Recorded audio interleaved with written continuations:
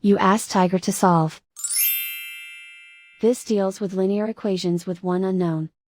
The final result is p equals 5/3. Let's solve it step by step.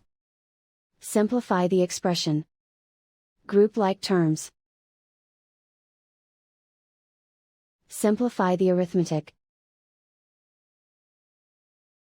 Group all p terms on the left side of the equation. Subtract 4p from both sides. Group like terms.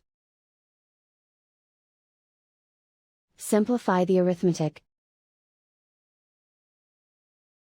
Group like terms. Simplify the arithmetic.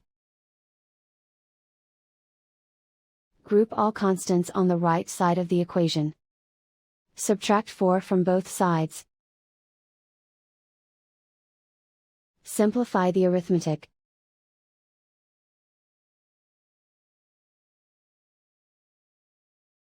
Isolate the p. Divide both sides by 3. Simplify the fraction. And so the final result is p equals 5/3.